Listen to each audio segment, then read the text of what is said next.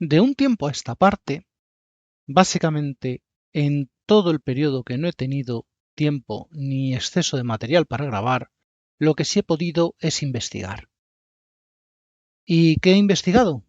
Muy sencillo, lo que he venido leyendo.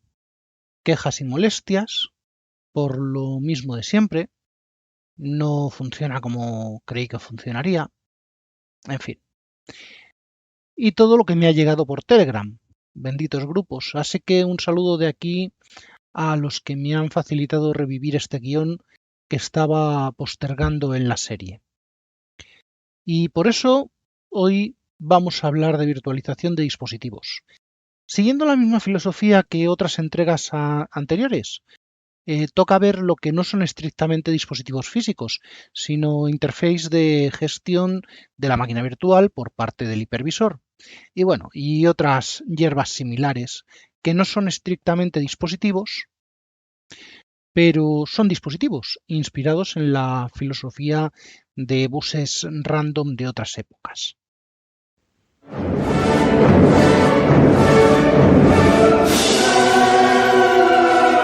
Bienvenidos a Yo Virtualizador.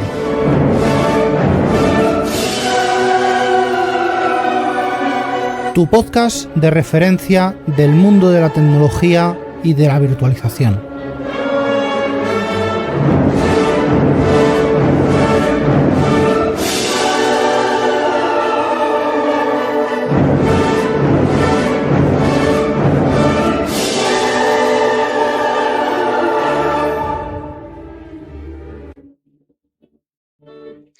Como todos sabemos, sobresuscripción es como el overbooking.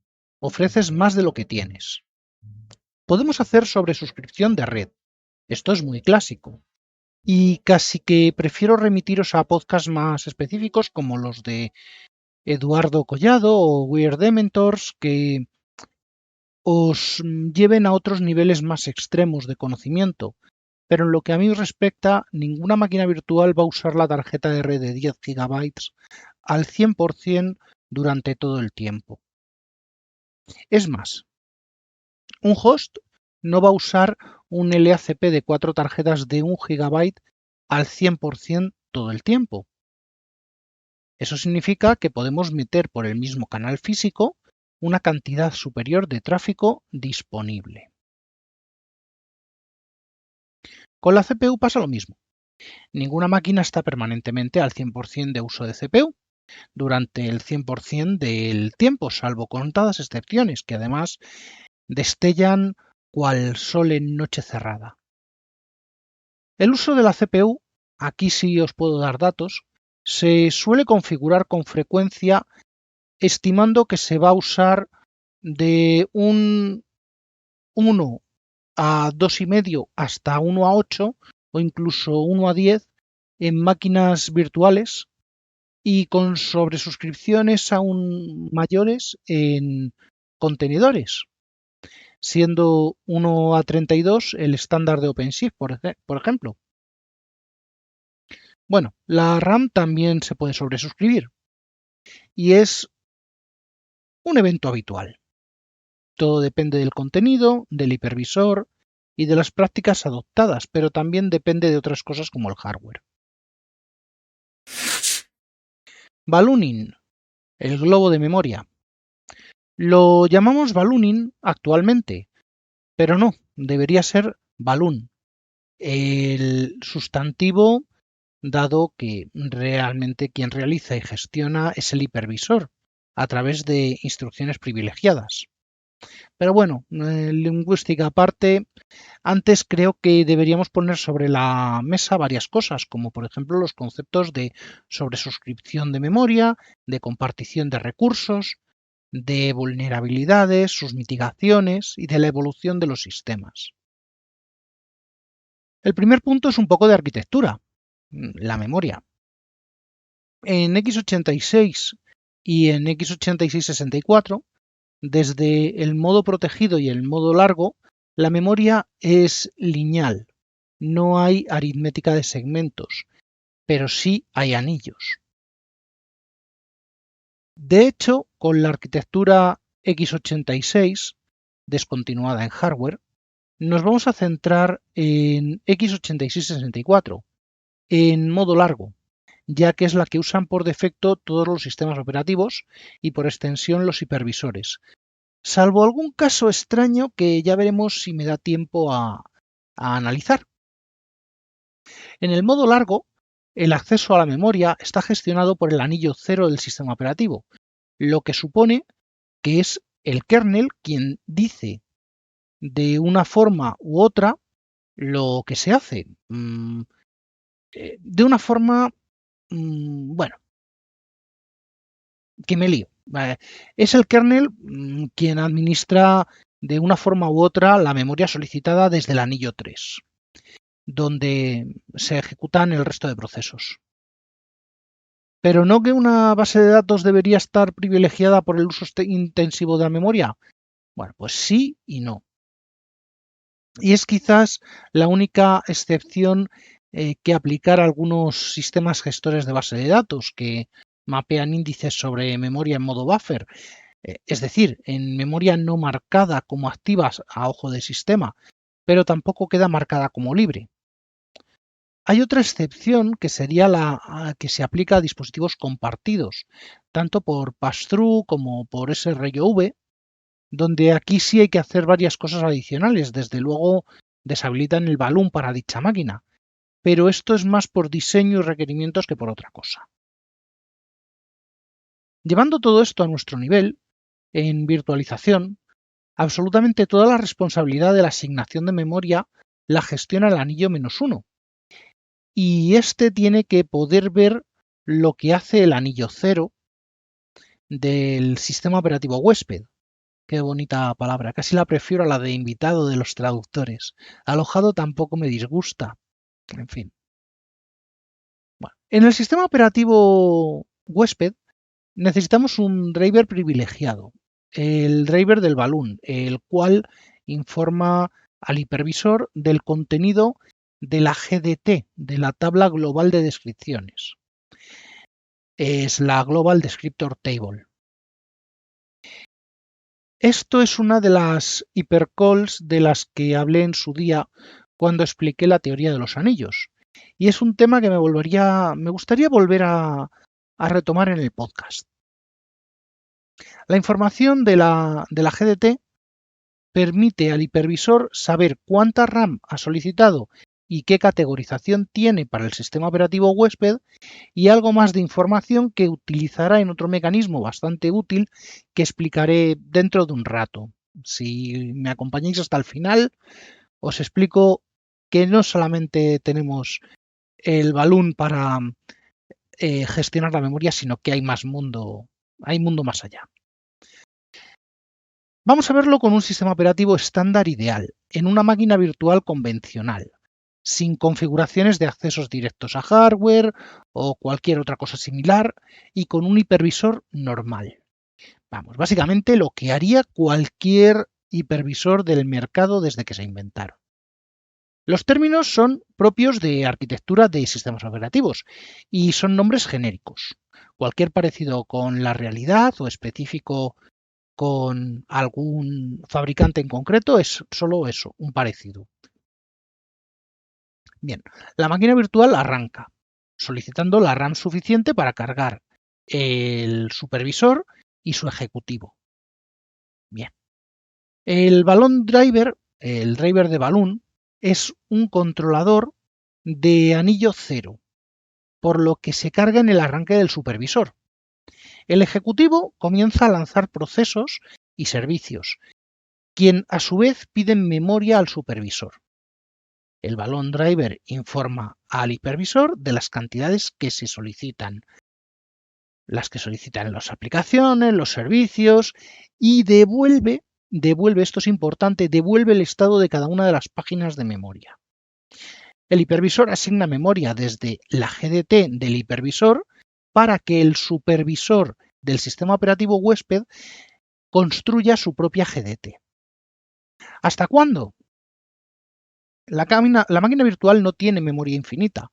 Su límite es la memoria del host menos el tamaño que ocupa el hipervisor. Bueno, esto es lógico. Si yo tengo una máquina con 2 GB de RAM y levanto un hipervisor que ocupa 1, tendré 1 GB de RAM para asignar a máquinas virtuales. Si yo tengo un clúster con 1 tera de RAM compuesto con máquinas de 128 GB de RAM, la máquina virtual máxima que podré levantar será 128 GB porque no puede salirse, la máquina virtual no puede salirse del nodo, menos el tamaño del hipervisor que ocupe ese nodo. Esto es sencillo de entender. Bueno, podríamos ver qué pasa de forma teórica en este punto. Cuando la memoria máxima configurada es menor que la total del hipervisor, del nodo, la asignación continuará hasta ese momento, donde en un primer paso el driver de Balloon comenzará a solicitar al supervisor que solicite a las aplicaciones y servicios del anillo de usuario, del anillo 3, que descarten memoria o la marquen como intercambiable. Esto se realiza en paralelo a los mecanismos nativos del sistema operativo ideal, lógicamente, ya que estará al corriente de dicho límite y gestionará sus necesidades. Obviamente no nos vamos a meter en ese fregado desde nuestra capa, desde la capa del hipervisor. Ya es el sistema operativo quien se encarga de gestionar sus propios límites. Una vez el driver de Balloon ha concluido, comenzará su función activa, la cual infla solicitando al supervisor huésped toda la RAM marcada como descartable en un primer paso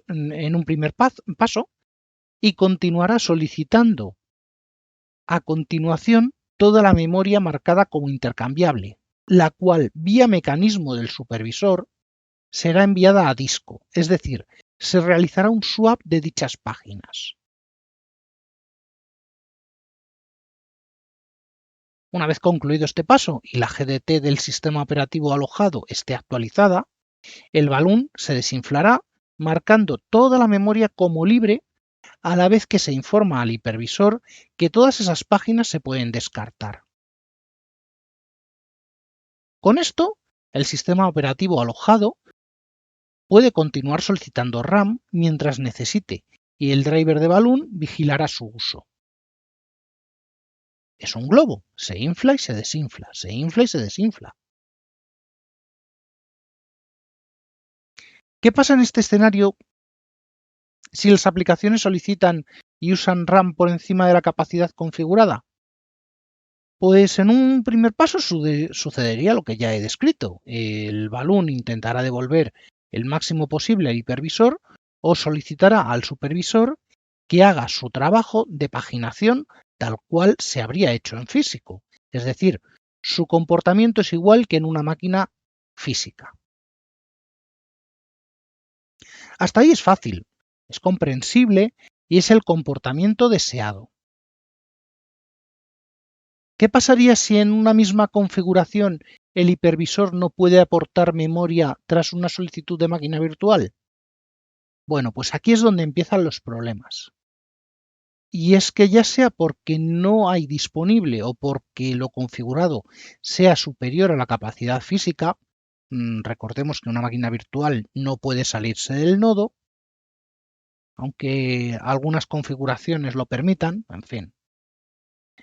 Se van a producir diversos efectos indeseados, como por ejemplo que el hipervisor esté obligado a marcar páginas de memoria viva como swap del propio hipervisor, o peor aún, que el hipervisor comience a descartar.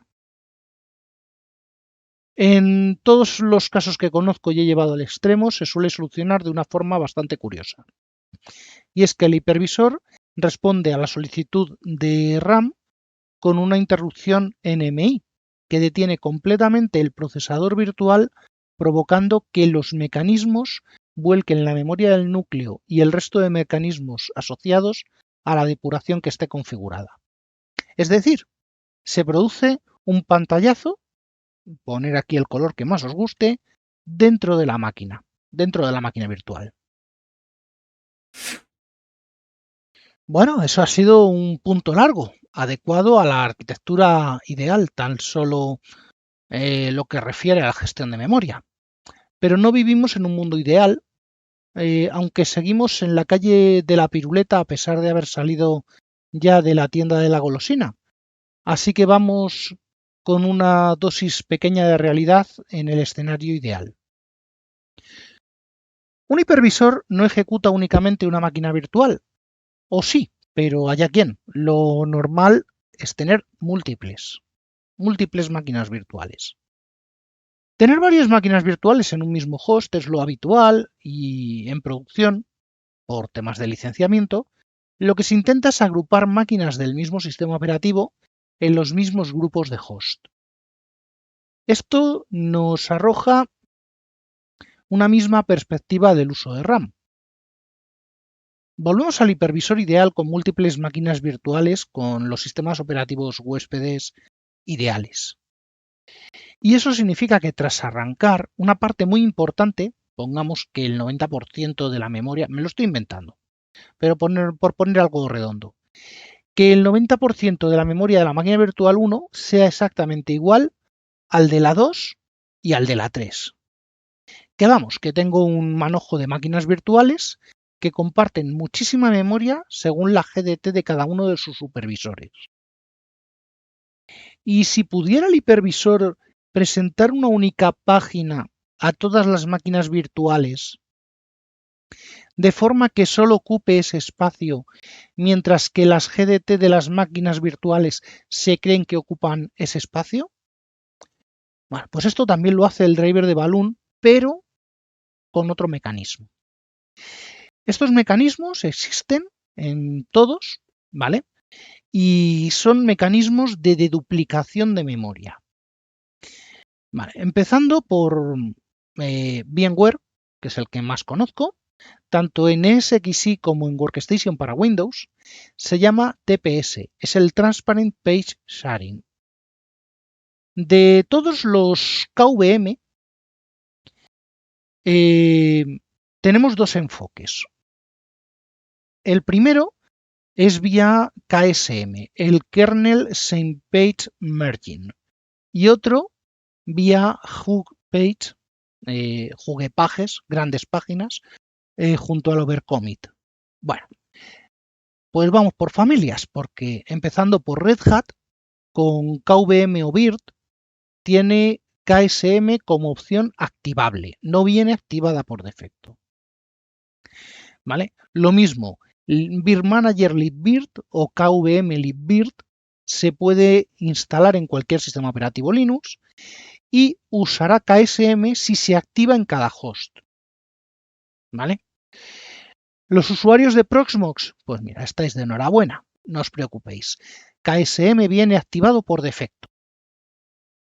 Vale. En el otro extremo tenemos a KVM Nutanix, que utiliza Hugpage junto a Overcommit. En la versión comunidad de Acropolis, de AHS, se podía, no sé si ahora se puede, habilitar KSM, pero por defecto la deduplicación activa de memoria no se utiliza en Nutanix.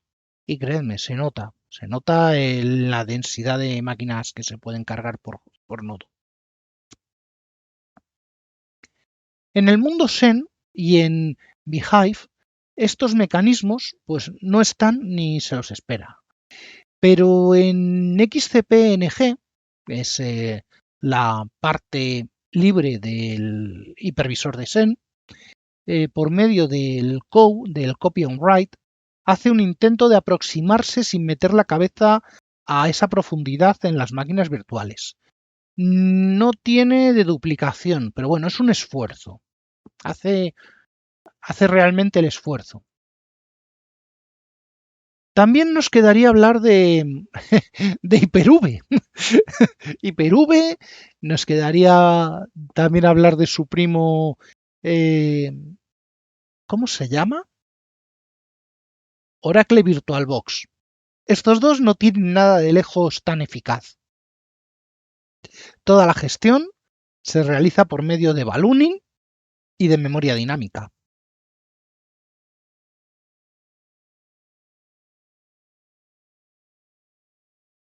Y hablando de Oracle VirtualBox,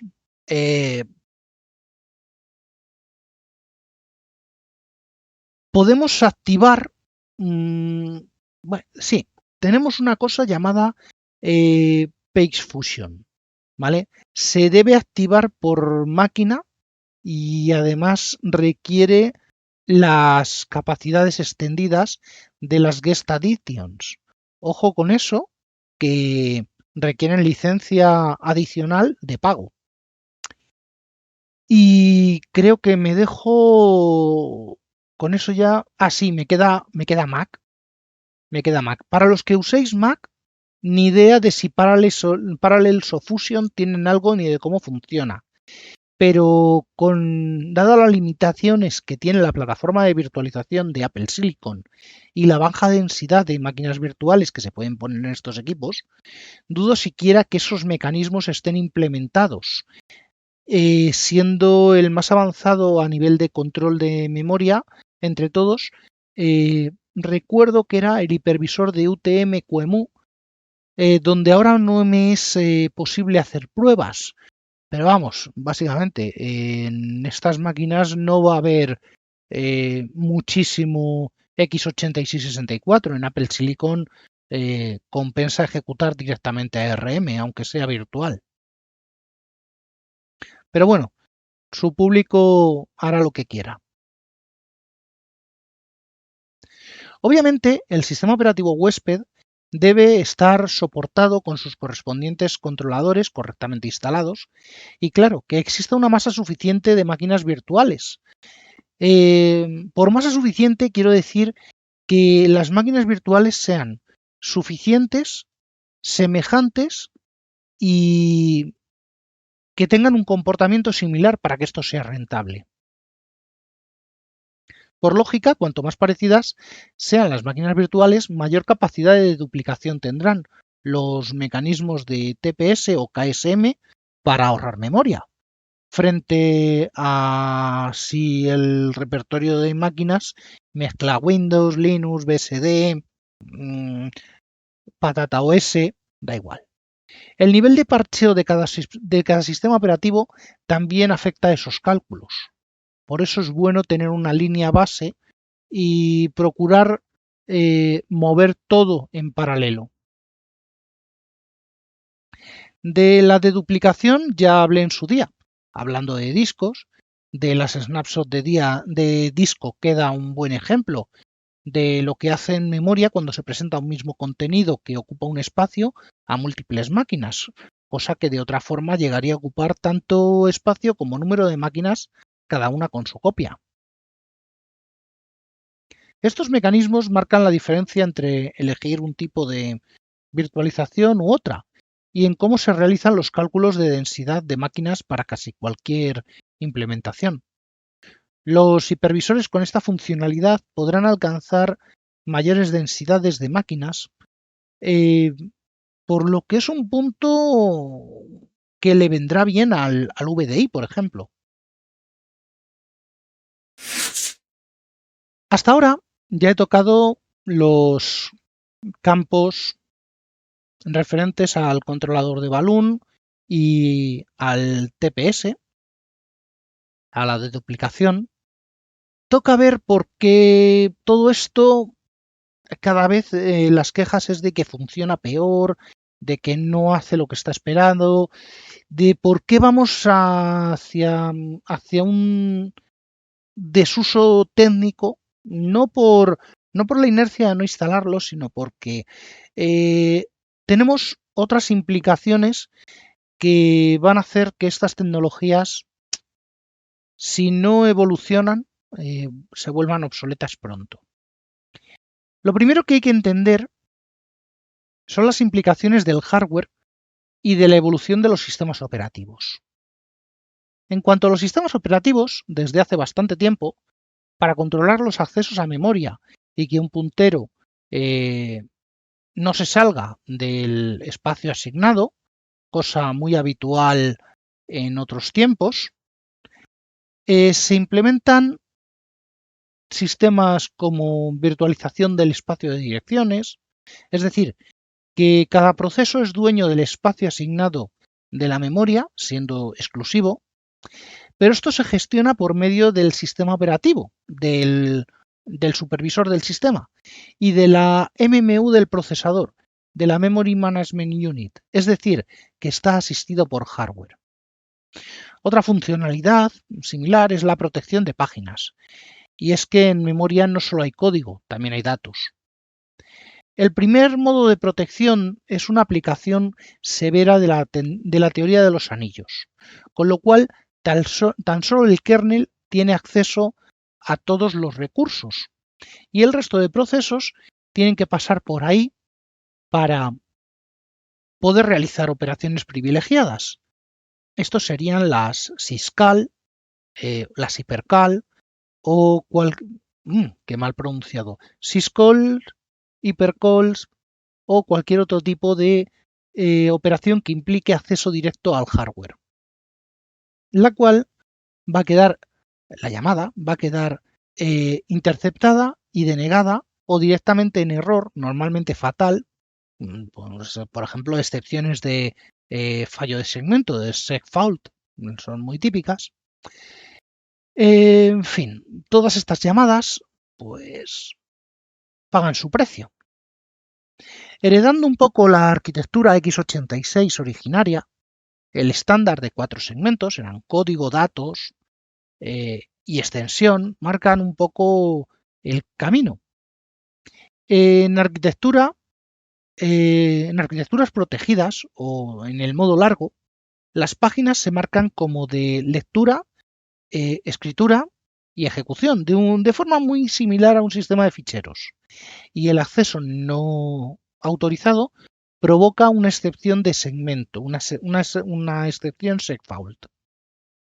A partir de la estandarización de sistemas operativos actuales, los kernels de Windows, a partir de NT 6.0, ¿vale? Todos recordamos Windows Vista, tenía un exquisito sistema de gestión de memoria, y de Linux a partir de, sobre todo del 3.0, pero a partir del 2.6.12 y un par de versiones después, los de Apple, aquí ya no sé dónde localizarlo, tenemos ASLR, el Address Space Layout Randomization, y las herramientas de TLB y del Context Switching para manejo de esto.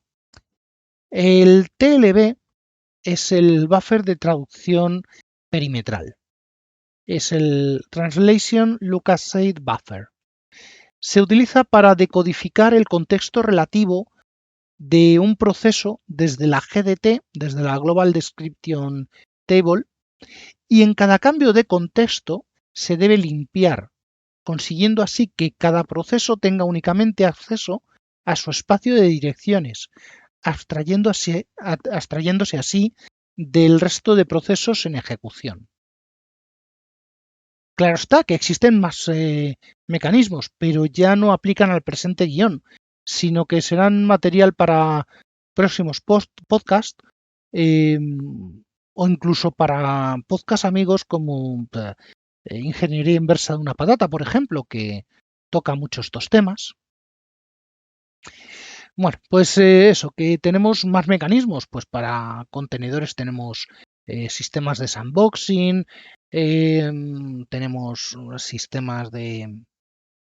Cualquier sistema de aislamiento pues nos permitiría esto. Pero bueno, hoy lo que nos toca son cosas de dispositivos de Balloon y demás relacionados con memoria.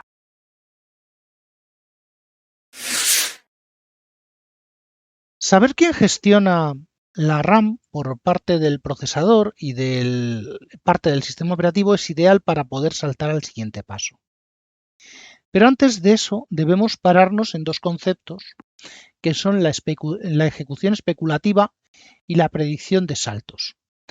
Estos conceptos hablan de operaciones por hardware, que si bien proceden de avances tan tempranos como los desarrollados por Alpha y por MIPS a mediados de los 90, tenemos ejemplos en cosas tan simples como los 386.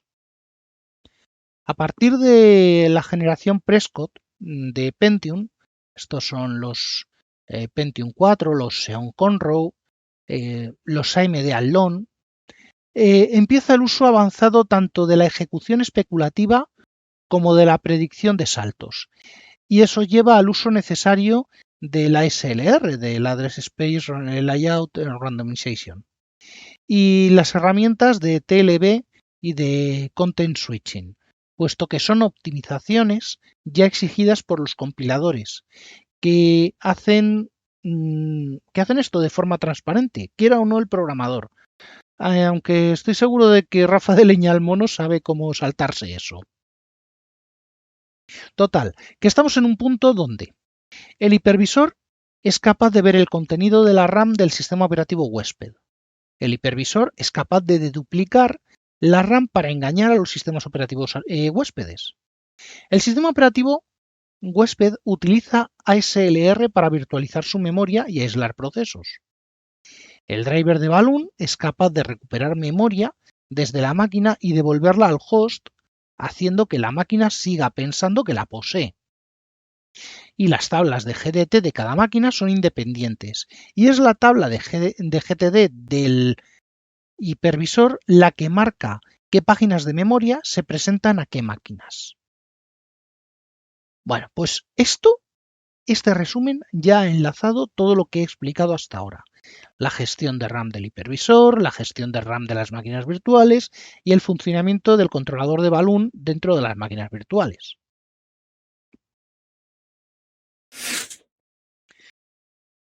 Pues ahora llega la tormenta perfecta. Y es que a finales de la década de 2010 surgieron vulnerabilidades críticas como Meltdown y Spectre, que pusieron en evidencia fallos en mecanismos fundamentales de los procesadores modernos. Estas técnicas explotan la ejecución especulativa y los accesos a memoria fuera de orden para filtrar información sensible. Como consecuencia, mecanismos tradicionalmente seguros como la deduplicación de RAM, seguros.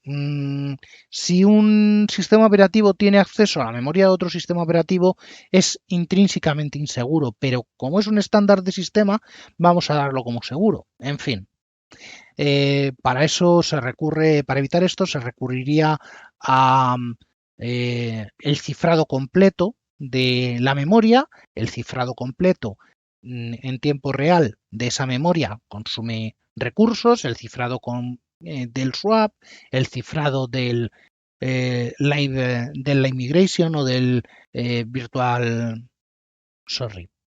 del vMotion o de cualquiera de estos mecanismos. Bueno, pues eso, que quitando esas consideraciones ya paranoicas, podemos considerar mecanismos tradicionalmente seguros, la deduplicación de RAM, el ballooning o incluso el uso de TLB en ASLR. Pues todo esto queda bajo sospecha. Aún siguen siendo útiles para optimizar recursos, pero hoy deben aplicarse con extrema precaución, especialmente en entornos de producción, porque se ha demostrado que ataques de vectores se ha demostrado que pueden ser vectores de ataque de canal lateral, los side channel, capaces de extraer datos entre procesos o máquinas virtuales. Esto ha obligado a los sistemas operativos y a los supervisores a revisar sus estrategias de aislamiento y seguridad. El equilibrio entre rendimiento y protección se ha vuelto cada vez más delicado. En resumen, si hoy no se puede llegar a los niveles de sobresuscripción de memoria de hace 10 años, es en gran medida por esto, y no porque el software de Balloon falla, o que el software de mitigación hace más lenta cada una de mis operaciones, que lo hace. o que la mitigación en el hipervisor me impida usar el 100% de las capacidades esperadas, que también. Bueno, en fin, esto me ha quedado completo, creo que he tocado todo. El resumen es que la mayoría de las quejas de el balloon no está funcionando como espero, o no funciona bien, o pasa algo, el problema no es de sobresuscripción, sino de las mitigaciones en los sistemas operativos, en los hipervisores, a nivel de BIOS, a nivel de máquina virtual, a nivel de hardware. No es el mismo el hardware que se está utilizando hoy en día y no son las mismas vías de acceso que se utilizaban cuando se inventaron todos estos mecanismos. En fin, que todavía tengo más dispositivos virtuales, pero bueno, el VMCI y los dispositivos sintéticos los voy a dejar para otro capítulo, que esto ya es suficiente. Ya creo que sí, vamos a dejarlo para el siguiente capítulo. Hasta otra. Y hasta aquí el capítulo de hoy de Yo Virtualizador, podcast asociado a la red de sospechosos habituales.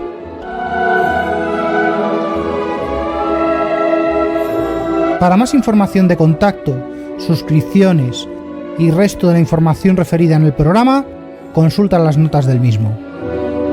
Un saludo y hasta la próxima.